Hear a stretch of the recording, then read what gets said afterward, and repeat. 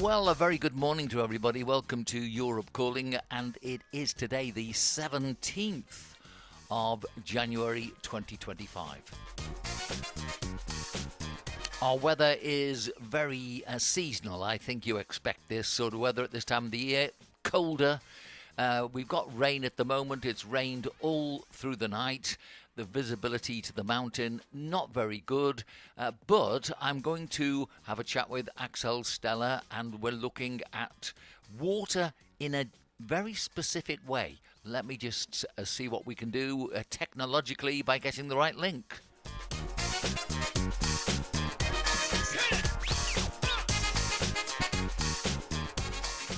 Good morning to you, Axel. And what's your weather like in the mountains? Good morning, Vince. Well, it's like you described it. Yeah, it was raining all night and it's very cloudy, gray. But hopefully tomorrow the sun will come back again. Right. Well, it's very appropriate because, of course, we are discussing water. And for those that listened to the podcast last week, then we were looking very specifically at the quality of water. And we were talking about the vortexes. So, Axel, do you think we covered that reasonably well and can proceed to your own specific products now?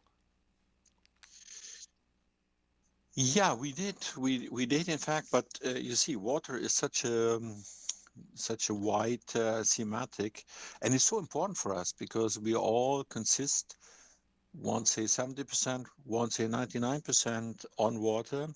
And so there are many, many, many things to think about and to talk about. So this is something we could have several podcasts for a very long time to really cover that completely. But it was, I think the essential and the main points we had in last week. Yeah. Okay. Now, I think one thing that crossed my mind, I'll say it and then we'll see whether or not you think that this is right. When we met, it was at a fair where you had lots of people doing really nice things to try and improve the quality of life of just generally. Obviously, there's a commercial aspect to everything, but it seemed rather strange to me. I don't think that many people would probably even think about this, but we have or we had at that particular day, lots of people sitting down, drinking beer, all having a good time, which is lovely. It was a lovely ambience, but it really does seem that people shy away from talking seriously about maybe drinking water for itself, and also looking at the quality of water. For example, if we tell people that we've got a filter on the tap at home, people seem to think that there's something unusual about that. Whereas, as you rightly pointed out, as it's going into our bodies and it's what will keep us going, really the very essence of what we get out of the tap should be queried. And often, I think we read about things in the press and see things on television where contamination, yet the minute you've got a water contaminant in the water supply, yes, the press will get on that very quickly. But when it comes to the quality of the water, which you should think by now we would have got right, it would appear that that's not the case, isn't it? Yeah, you're absolutely right. People are not educated to think about water, and sorry, they got a lot of wrong information. The governments in our countries are all very interesting not to, let's say, open this case. What is with the water? They're telling us the water from the tap is fine. You can live with it. It's not harmful, and so on. But think about one thing. In every country, in the EU and also in the UK, we have regulations what can be in the water and what what not. For example, we have copper in the water, and we have a certain amount. The government is telling us it should not be more than 2 milligram per liter water. For example, I don't know exactly how it is in the UK. In Germany, they change it every 3-4 years as a new regulation, and they change slightly few things and so on. But I want to say something else. The fact that we need a regulation and a control what is in the water, what harmful things are in the water, means that we have no really clear water, healthy water, good water. We have more and more toxins in the water, and we need to regulate that. This I is not what we are made for, yeah, because we as humans need to have the right to have a good water, because we depend so much on water. We are water. We are 70 to 99, some say. So some say it depends on the counting, what you count, 70% or 99% of water. So it's very essential for us that we have a good, clear water with no toxins in it. But we cannot have it, because in our industrialized living, modern living, there is no chance to get a really very good and clear water for everybody. There is a chance for you personally, or for me personally, we can find it and we can buy it and so on. But not for everybody. So um, the water we have for everybody, we have for the whole society, for everyone, is not a good water, and we need regulations and measures and a control that there is not too much poison in the water. I look at the sky in the morning, and Mhm. often I see cloud formations and things that people these days are very, very conscious of giving us maybe their theory that there are pollutants being sprayed on us from above. Now, whether or not people subscribe to that point of view is entirely up to the way you see life or I see life. But would I be right in thinking that if we have wind and if we have crop spraying, there must be some residual chemicals that go into the water supply somewhere at some point, which really nobody would want that to happen. But, keeping away from the conspiracy theories, just thinking of the way the wind carries things, and with the fact that we do acknowledge that crops are sprayed, could that be a problem for everybody in the way that we drink our water? Yeah, definitely, it is. That's is one reason why we find those things. Um, as you said, there are a lot of theories and so on. What is in the sky? What happened there? And so we know something is happened there. There are officially government programs for this and so on. But what it is, what cloud is what, and so I don't know. And I don't care much about that, because it leads to fear, and that is the worst thing that we can have. So, but what we can say is that all the springs, for example, that are in lower regions are infected by agriculture. And when we spray a lot of things like poisonous things like glyphosate and others and so on, it needs to go somewhere. And in the end, it always goes to the water, and we find it in the water. Yeah, so there is no way out, and we have a lot of regulations by law what can be and not, and what should be proved, and so on. So the things that we use in the agricultural industry, and it is an industry. Yeah, we always have the picture of the one single small farmer who's doing good stuff, producing only traditional way, good stuff for us and so on. But that's not the reality. The reality is that it's an industry. Yeah. and it's working like an industry, and they're using tons and tons and tons of pesticides and others and so on. In the end, everything of this, everything they are using, will be in the end, you can find it in the water. Yeah, I worked at an agricultural college in the UK, but Yeah. I was a sportsman, not somebody that was involved in agriculture. But I could see certain aspects of what we're talking about because obviously, if you walk around with your eyes closed, maybe you don't want to see it. But I mean, otherwise, it's there for everybody to know about. And there are two things I wanted to ask your opinion on.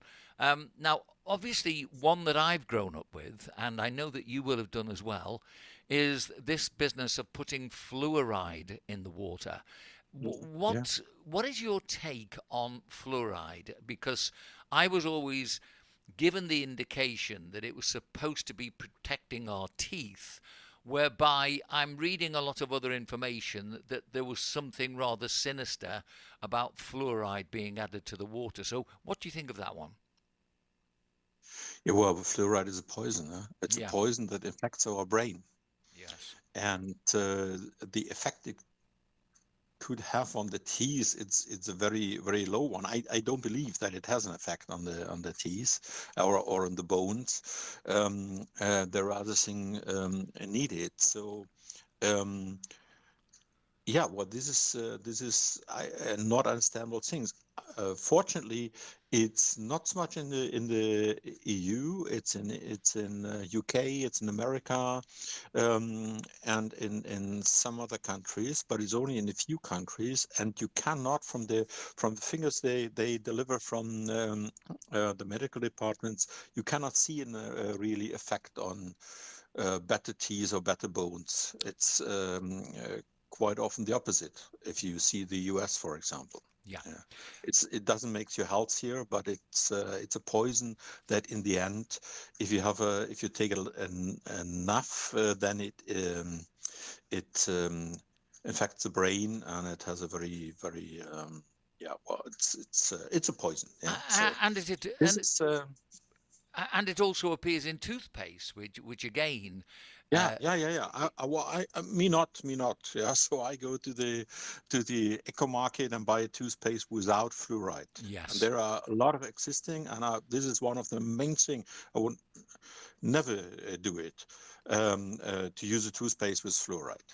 Oh, It's really something that's not healthy, and you can, if you study it, if you go a little bit deeper in it, and not believe only the marketing of the toothpaste producing company, then you will find out very easy how harmful it is and it can be. But there is one well, let's say trick how it's used. Of course, if you and take the toothpaste and you well, what they say in us, and this is the same in water, is, well, this is so few, very small part of fluoride in that it's not harmful for us. But this is not the truth. In water, it's the same. We have a big discussion in our drinking water about the rest from medicaments that you can find in the water. right. Mm, You see, yeah. girls taking the anti-baby pill. Yes. This is, they go to a toilet, and 80% of the pill will go to the water Right. down the drain. And this was everything. We have painkillers that working in the body 2 or 3% of it, and it's working. But they need to be they need to have a very high concentration to make 100% sure that it works, because that is what the pharmaceutical industry wants. The pharmaceutical industry wants to deliver medicaments that work for sure. Yes. And pain is very different, yeah. So or people are very different. If you're young sportive, then it's different than you're old, 80 something, and so on. But for everybody, they have the same pill, and this pill should work. Let's say a painkiller, this should work. So it should work with a 80-year-old, not in very good condition. It should work and should stop his pain, or reduce his pain at least. and it should work for a 25-year-old sportive guy that has a little bit of pain. It should work. So the concentration of the painkiller, of the substances inside, needs to make sure that for the worst situation, for the 83-year-old with many problems and so on, works. That means automatically that the 25-year-old sportive guy takes much, much more than its body needs. Yeah. This is normally not a problem because the body takes only what it needs, and the rest goes out. Yeah. And it goes to the water. So we find everywhere in the water, we find rest of medicaments a lot. And if you see how many tons of those things are used in a normal modern society, that's amazing. So what they do now, in we have a lot of regulations about water, what should be in and not, and so on. But these parts, the medicaments, are out. They are not officially controlled. In fact, they are controlled because the authorities control it, but they don't have measurements for that. They don't say that officially. What they're telling us is, and this is the same with a fluoride. They say, well, it's a very, very, very small amounts. They have an example like this is if you would put a piece of sugar in a swimming pool for that is certified for Olympic Games, 50 meters by something, and so on. And if you would have a spoonful of sugar in this pool, you will not feel anything. It will not affect the water. Yes. This is true. But if you have now 100 different medicaments and 100 spoonful of sugar, and you put it in, what will happen then? They're not controlling it. They're not thinking about that. Specialists say, well, we need to control it. But officially they say, no, because we take these medicaments and this is such a very small amount, it cannot harm anybody. But in fact, we have cocktails and mixtures where nobody knows what comes out, because in reality, nobody mixes these 100 medicaments together and see what's the result. Yeah. So this is something what we know a few things. Yeah. If you mix these with that it's it turns out as a poison or whatever. And but these cocktails that we're producing and that are in the water in small amounts, yeah, but effective. Back Nobody is looking after that, and nobody's thinking much about that. back in the 80s, in the UK, I've got this. Back in the 80s in the UK, I remember a chap showing me that there was research being done as to why there were more people who were, the word they used at that time was homosexual. And the research was pointing to the fact that there was more plastic in the water. Yes. And I think the research seemed to be almost saying that it's a proven fact that this is why we have an escalation in that component of our society. Certainly, that was the inference that was in the article, that it came from the water contamination, and that obviously by the time it came back to us to drink it, then this gave us yet another indication that something is not quite right with the water supply. So, did you get that sort of information in Germany as well? Yes, we know that a part of plastic is a very, very big problem. We can everywhere in our world where they looking after microplastics, they find it. They find it in the Arctic, they find it on the Himalaya mountains and in the sea, everywhere where it's a study and they're looking after microplastic, you can find it. So this is a really totally global problem that we have, much plastic. And you can find it in the blood of nearly everybody. Right. Every human, you can, if you research for it, you find it in the blood, you find microplastics. So we all have it in us.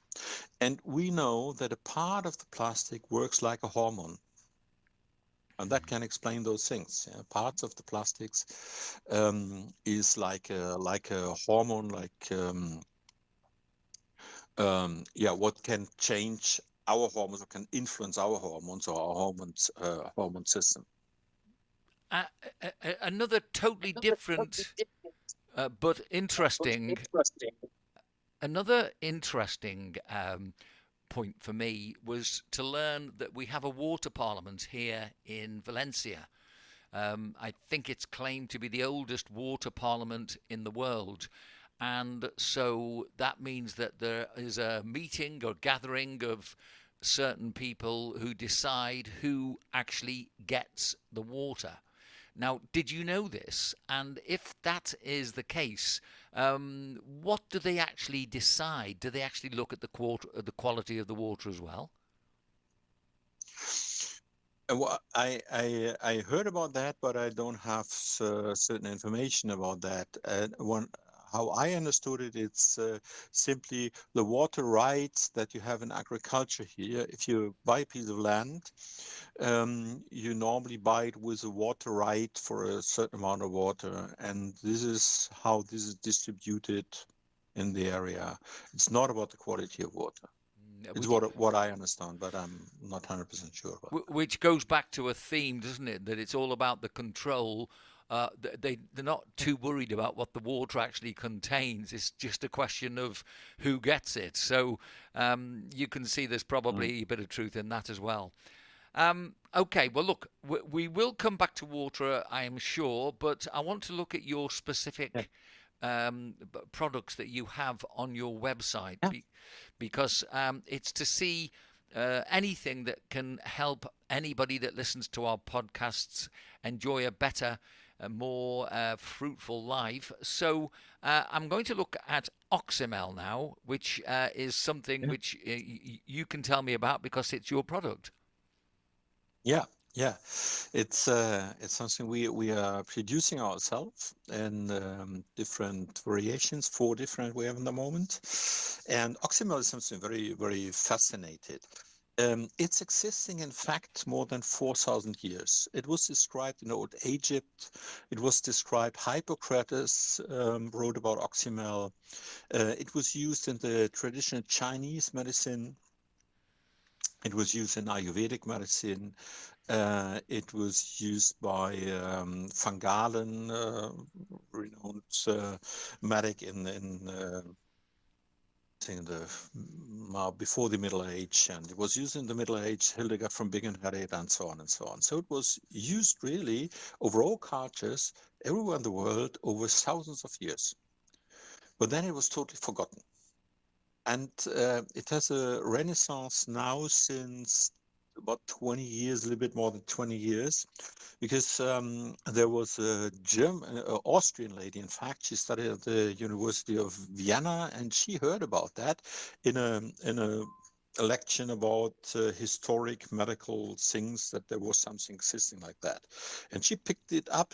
She has written a book, and she picked it up, only the name oxymer, and said, well, that sounds interesting. And she was really researching and find also in historical medical reports, she found that, and so on. And so she renovated it.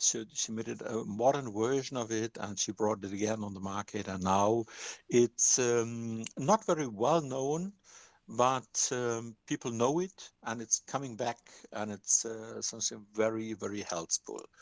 Hmm. So this is a bit the history, but what is it? Oxymel means it means sour, like oxygen. Yeah, there is this oxy is sour, and mel comes from honey. Like in Spain, we say miel for honey, and so it's honey. So this always the ground recipe is always 1 part of apple cider vinegar, 2 parts of honey. This is not easy to mix, so it takes us, when we're doing it, 3-4 weeks, so that it's really combined together. But we have a little bit bigger amount, so maybe if you put it in a small glass, it's faster. It's a question of temperature and so on, because the honey and the apple cider vinegar it's a bit needs to mix up, to shake and to mix up. And we have it then. So this itself is super healthy. We have a big trend for apple cider vinegar. So I met a guy here from Völkel. That's a German company producing organic apple cider vinegar, and they sell it here. And they said, "Well, we have a boom in the moment, even in Spain. Social medias are full of drinking apple cider vinegar and so on. It's very healthy." But if you drink apple cider vinegar, that's one thing. If you drink it together with honey in the mixture that's really mixed up, then it's a totally different thing. Yeah? It's not 1+1 is 2. Like honey is healthy, apple cider vinegar is healthy. Is 1+1 is 5, because you have much more coming out from this combination of the apple cider vinegar and the honey. And well, we mix it with different herbs. What is funny is this is existing. What you can find Oxymel, if you go to the internet, you can find some companies producing it and so on. You can find it mainly in the south of Germany, Austria, and in the UK. So there is also quite, well, you cannot say popular because most of people don't know it, but there are certain people who are really like it and use it regularly and so on. And they are in south of Germany, Austria, and UK. And yeah, well, why it's good for us? You need a natural honey, of course, and you need a very good apple cider vinegar. We have a good friend of ours. He's a beekeeper, and we get the honey from him. And we buy the ecological organic apple cider vinegar in Albacete, not far from here. And yeah, then we mix it and so on. So it is this mixture is itself. I speak about the herbs later, but the ground recipe of the apple cider vinegar and the honey is very rich in enzymes and minerals and polyphenols and vitamins and in a few other vital substances. And if you mix now the herbs, then you have different direction of taste. That's one thing, but you can add herbs in a certain direction that it makes it more activating or more relaxing or more. Well, we have one what was a bit activating, that is with rosemary and sage and orange and lemon. And we have one that is more relaxing, that is with lemon balm, with St. John's wort, and with lavender, and with grapefruit. And then we have one for the immune system, that is with propolis and pollen, and so on. And we have one now for the winter. That's a bit the Christmas Oxymel, that is with cinnamon and star anise and those things. Makes a bit more Christmas taste, but also, of course, very, very healthy. So this is also one that's fascinating me on Oxymel. This is my absolutely favorite drink because it's super healthy, but I know now that not everything what is super healthy is also super tasty. Most of the things you take for health are not very tasty. Yes. Yeah, we have other things like the methylene blue, for example. It's awful. Yeah, the taste is awful. You drink it because it's super healthy. But the Oxymel is really very, very healthy and very tasty. I love it. I drink several glasses every day of it. Okay, I want to But ask you. yeah, I want to ask you about the claims. For example, you say on the website it stimulates metabolism and the yeah, body's own detoxification. yes. Right. To lay people, to ordinary people, what do we mean by the body's own detoxification? What is our own detoxification? Okay, now we are back to water, but now the body, of course, the body needs to detox, yeah, because if we let's not talk about what's in the air and other things. If you simply eat, we have things that the body can use, and we have things that the body is not useful for the body, and that needs to go out. And the body is made for a regularly, permanently detoxification. That's why we know that if we go to the toilet, we detox. Yeah? We bring out stuff that we don't need in the body. And through our skin, if we are sweating, we get a lot of things out. If we are breathing, you can see that when we have cold weather, that there is air going out, and this air is transporting things we don't need. We have in the mouth and everywhere, and so it's going out. So the body is regularly detoxing and has a very strong system for detoxification, and this is supported. So we tend to get people talking about detoxification programs, and Yeah, what they really mean is we're not drinking alcohol. That seems to be what yeah, really yeah, people understand by yeah. detoxification. It works. It works definitely, because the biggest organ for detoxification is the liver. And what happens if you drink alcohol is that all other detoxification processes in the liver stopping, because the alcohol needs first to be removed from the body. So the alcohol is blocking the detoxification process in the liver completely. Because first the body needs to get alcohol is a strong poison. Yeah? It's a strong toxin, and first the alcohol needs to go out. If alcohol comes inside, the liver stops all other processes and said, no, first now we have a hard job to do to bring the alcohol out. And if you don't drink alcohol, then the liver can regenerate. The liver is a fantastic organ, it's a big organ. It's most important for detoxification. That's the main meaning of the liver. And it can regenerate perfectly. So even if you bring it down, yeah, because if you drink a lot of alcohol over a long time and other things, a lot of fat and other things and so on, so the liver is really hard under pressure. And if you do that for 20 years, and the liver is really in a not very good state, it can, if you stop that, if you do a little bit support the liver a little bit, it can regenerate completely in a short time. That's a really a fantastic organ. But when we don't drink alcohol, then the liver can regenerate and can do its original job to detoxify the body. So Okay, from this meaning, not drinking alcohol is detoxification. Yeah, but it's maybe not enough. But it should start always with not drinking alcohol or reducing alcohol to a minimum. I think I'm quite lucky because I was involved in a sport where we didn't allow people to drink alcohol and then practice the sport. So, Mm, by default, I was mending my ways at an early age.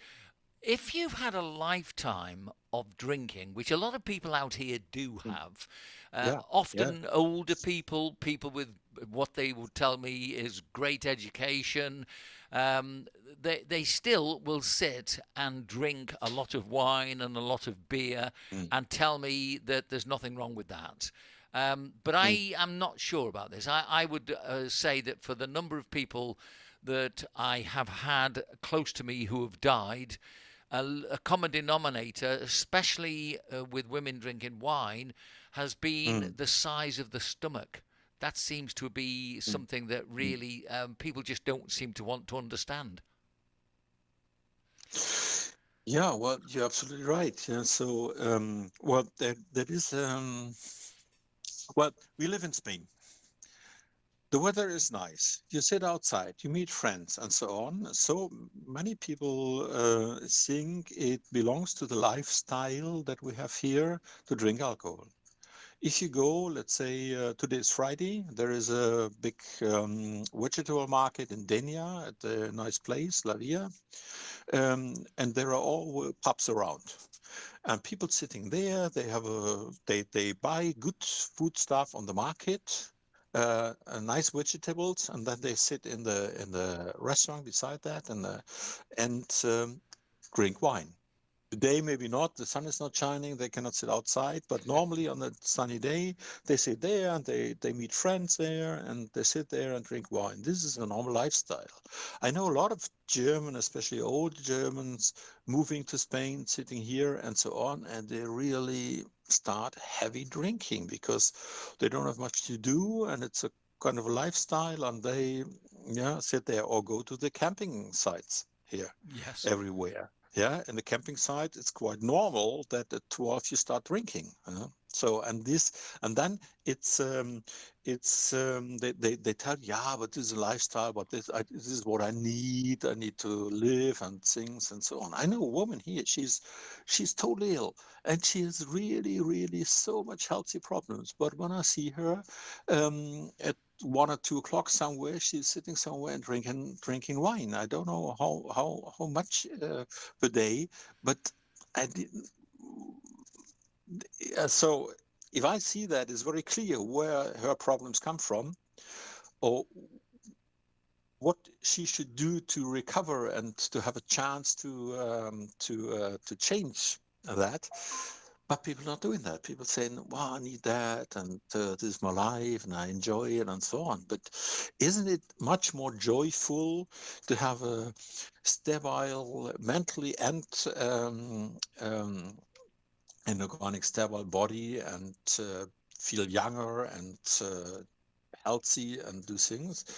For me, yes. Yeah. So I drank a lot of alcohol in my life, a lot, and so I understand that fully. And there is a social aspect in alcohol. Yes. Yeah, there is a social aspect, no doubt. Yeah, so if people meet, or you go for a nice dinner or something, you drink a glass of wine or two, or if the evening is long, maybe a third one, or maybe something else. Yeah, you can do that. It's not a problem. I had when I was younger, I had a good friend who was my doctor also, and he always told me, well, the best you can do if you drink alcohol, the best you can do is every 4 weeks all weekend, drink as lot as you can. That you are, yeah. But then the other 3 weeks not, and then the liver will recover completely, and so you will not have a problem. Yeah. Yeah. So, but the worst thing you can do is drink Yeah. every day glass of wine, or every day 2 glasses of wine, causes problems, no doubt. So my wife, she's I told you she's a doctor in alternative medicine, and she was very clever. Her birthday is on the 22nd of May. And 2 years ago, on her birthday, she made herself a present. She said that like this: I make myself a present, and my present is not drinking alcohol for 1 year. Great. Well, And the year after, she was thinking, just 1 second. The year after, she was thinking about that. So 2, 3 weeks before, in front of her birthday, she was thinking about what will I do now? Will I go on drinking alcohol more or not? Or what and how and what regulations I can have there and so on and so on. And I told her, I said, well, if you go on for the next year, I will join you. So we both don't drink alcohol, and I cannot tell you how fantastic that is. yes. No, no, I'm with It you. really, I, I, it makes really a difference. And if you make it clear, no, not alcohol, not a little bit, or not sometimes, or not in this case, or not only 1 glass or something. No, no alcohol. Fantastic. It's really fantastic. So I haven't thought that before. That it's so easy and so good. yeah. Well, as I say, I was lucky. I through a sport that I did, you don't drink, and it's as simple as that. Yeah. So, I'm looking at your methylene blue page, and I'm Let looking. me let me let me say one thing Yeah. because we don't drink alcohol. What we had all the summer instead of this is Oxymel. It's really fantastic. That was our evening drink. Yeah, if you sat here in the sun in the evening outside, and we made it nice. Yeah, you can drink Oxymel.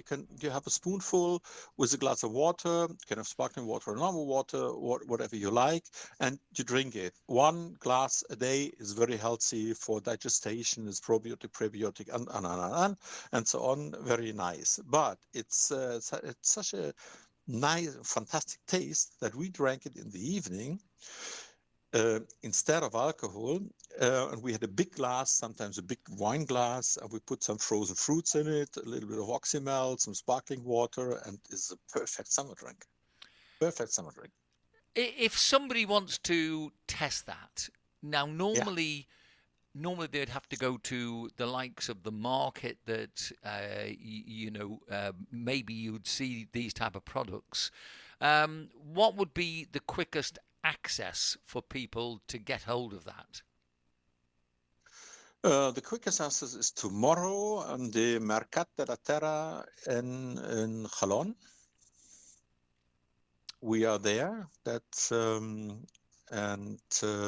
This always on or normally on Saturdays we are in Chalon on this market. This is not the big antique market, but at the one end of the antique market where the Massima supermarket is, there is a small market on a small place with music and so on, and there is a Mercat de la Terra, and there we are regularly on Saturdays if it's not raining too much or something like that. But there we are regularly on Saturdays. And we have a market in our house here in our home every second Wednesday. And this is the next Wednesday now, the 22nd. And then after the 5th of February and so on, every 2 weeks. Also when the weather conditions are fine. If it's raining cats and dogs, then doesn't make sense. No. So, but there we are here in Benia Beach, where we live. We live a little bit outside of Benia Beach. Our house is an old water mill, 11247. And there we organize a small market with our products, two friends of us normally there, with some herbal other herbal stuff, and some fresh fruits like avocados and oranges and so on, picked fresh from the tree in the morning. And we have a tea. They can have a tea there and some cookies or tapas and so on. And we have a nice time here with some music and people coming, talking, and seeing our products and can try it and taste it. And what about people that are listening in nowhere near to you, but would like to improve their own lives and think, well, that might Yeah, be worth yeah, trying? yeah. What would they do? Yeah, well, if Oxymel, there is a certain offer of Oxymel, as I said, especially in UK, that you find in the internet. Go to the internet, type in Oxymel, and you will find offers there where to get it. Okay. We don't deliver to other countries. We don't have a shop on our website. We explain all our products, and we have all in detail in 4 languages, in English, Spanish, German, and Dutch. But we don't have a shop on the website because we don't have a big production. We produce it here for the local markets, for our market, and so on. And we don't want to start a big production and deliver it everywhere and so on. That's too much stress, and that's also a big important part of lifestyle or healthy living, that you don't have stress. So Yeah. we're doing it here in a regular production. There we have enough. Everybody who's here around here can come to join us on the market or in our house. And the others, I would really advise to go to the internet, look for Oxymel. In Spain, it's complicated to find, but in the UK, for example, there are certain offers for it, and you can find it there and try it out. Okay, now I can't really be fair to our listener unless I start asking you things like what is the difference, the main difference between methylene blue and Oxymel? Why would you take one rather than the other?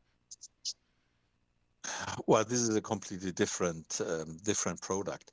Well, maybe the main difference is really the taste. Oxymel tastes beautiful, Methylene Blue tastes awful.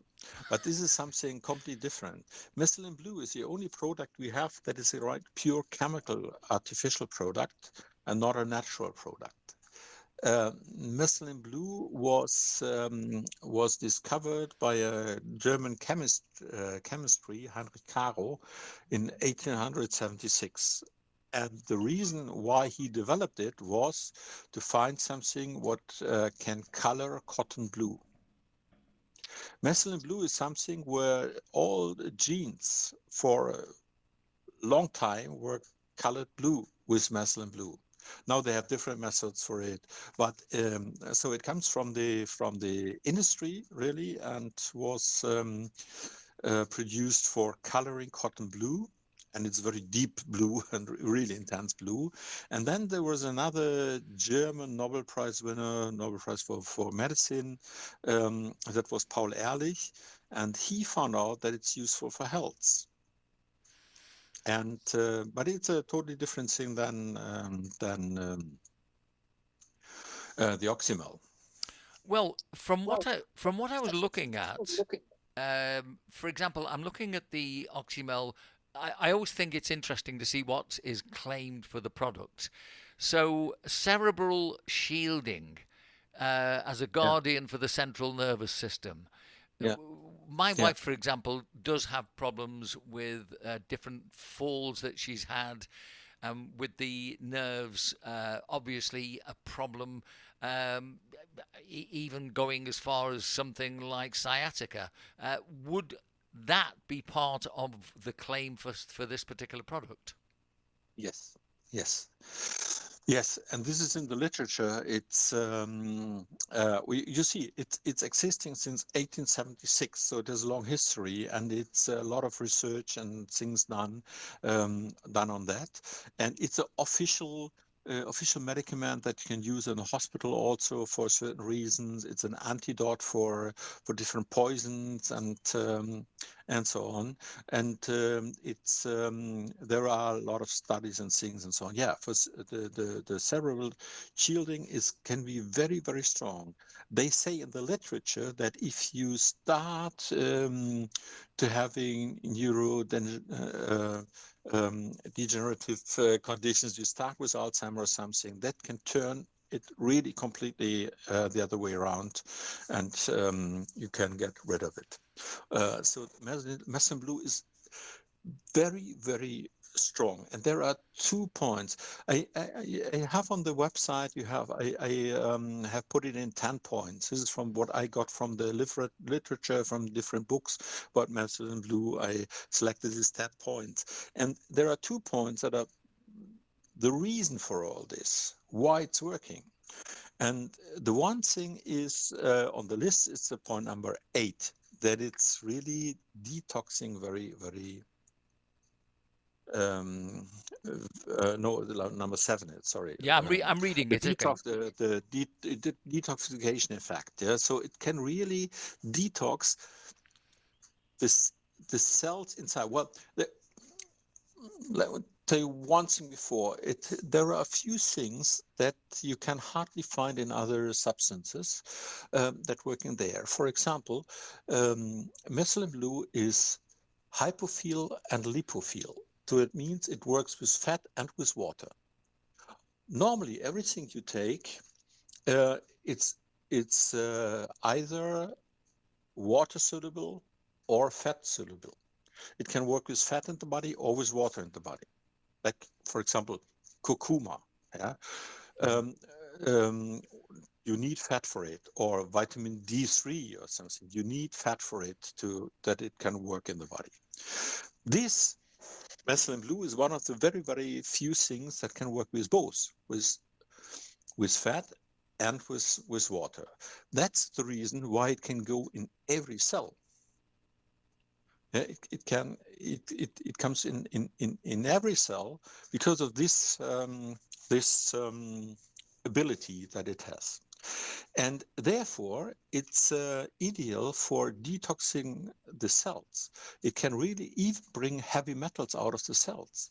That's something that's really hard to do. Yeah? We have the problem with heavy metals or also with light heavy metals like aluminium, but the heavy metals, it's really a problem, and the body stores the heavy metals, especially in the fatty areas, in the fat in the body fat that we have there. The heavy metals are stored, but due to this effect that or due to this ability that it can work with water, what we need to bring things out of the body, but also with fat where the things are stored and so on. It's perfect for detoxification, and it is really, really something.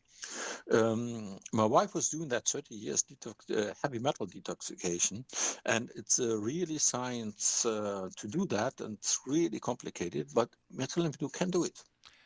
Sometimes, if I am with a doctor, for example, Hmm. um, when you talk about products like this, they really are clueless in many ways.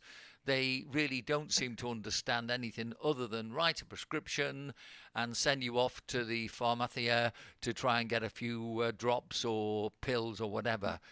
What has been your reaction for doctors that you've met?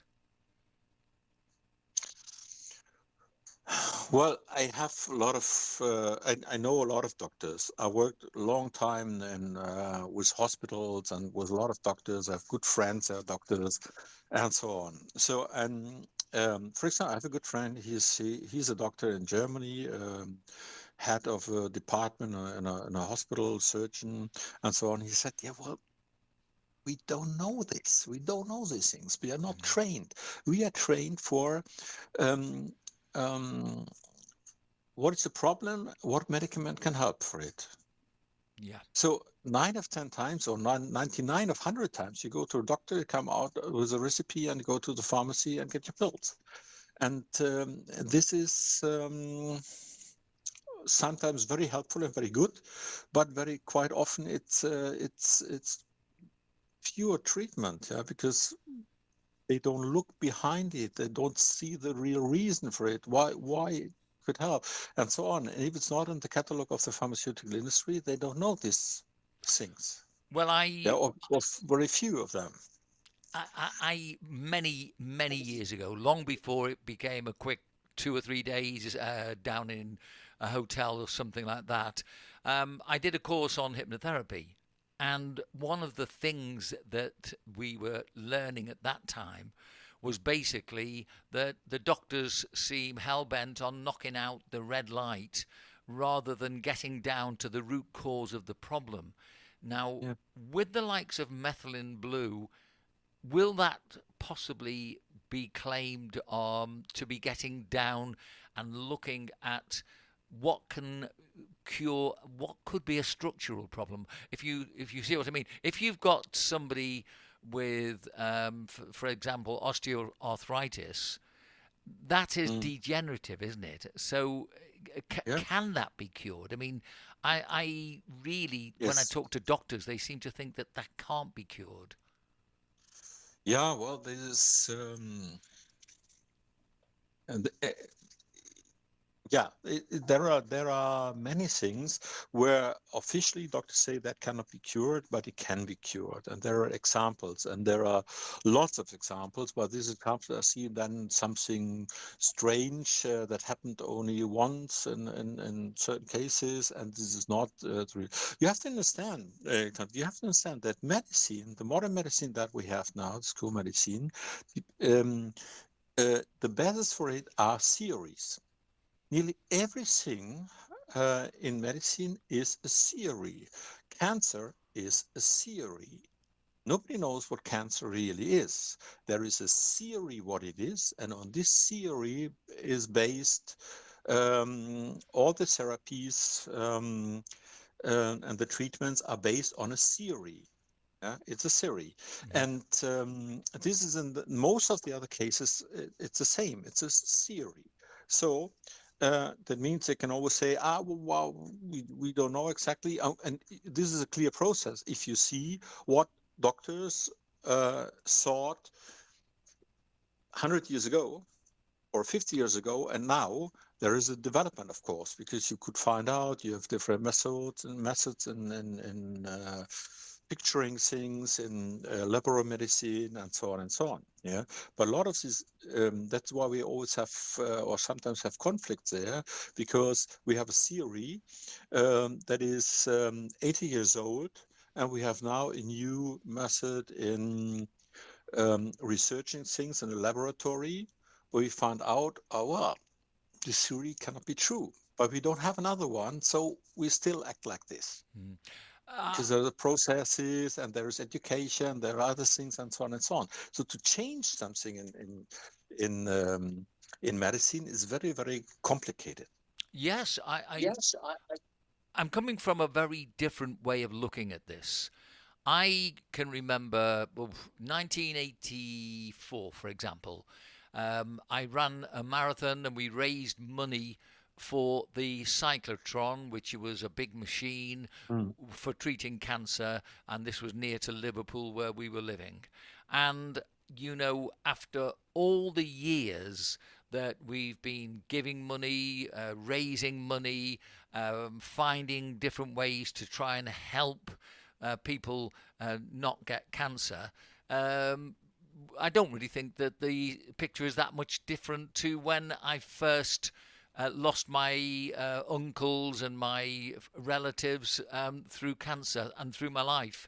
Many people that obviously have become victims to cancer, and this is why I'm interested in looking at alternatives, because if we don't really look for the alternative, we certainly will never find it.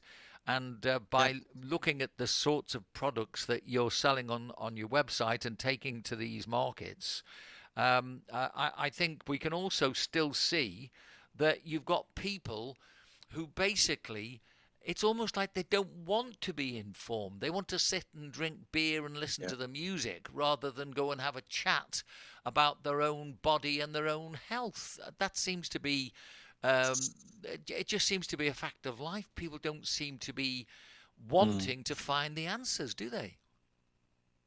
Yeah, but people are educated like this. Yeah, because quite often they start only to research and to look after it and so on when they have problems or when they get problems, and before that not. Yeah, so we are when we are born, we are given 100% health, and we bring it down when we are 50 or 60. We bring it down to sometimes to 50%, sometimes to 30%, and so on. And if it goes down on a certain level, let's say lower than 30%, then we really have problems. Up to that point, we can compensate it somehow. But if you go under a certain line, then we have real problems. And quite often, people start only then to think about that and to look after it. And so some even not then. Yeah. And you see, for myself, it's everything what happened in modern medicine um, it's not. I would not say it's bad. Yeah, so they're doing a good. Most of doctors doing a good job, but the best would be if you use the best from this system and the best from the alternative system, and to bring that together. Yeah. That Yeah. would be best, yeah, and best would be to see over the fence what is on the other side, and pick up the best from there and combine it. Yeah, that would be best. Okay. I would.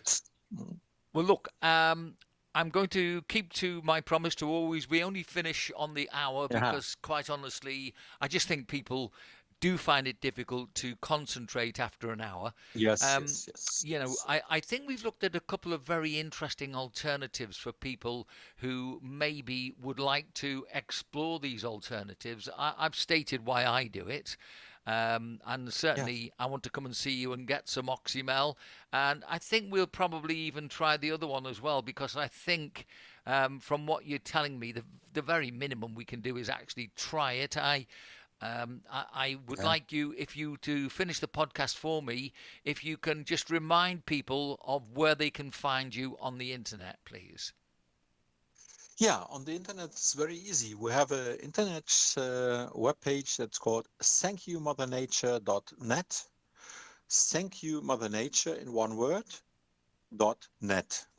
That's our internet site, and there's also our address and phone number and email and everything. And the data of our market will be in. I just prepared it before in a half an hour.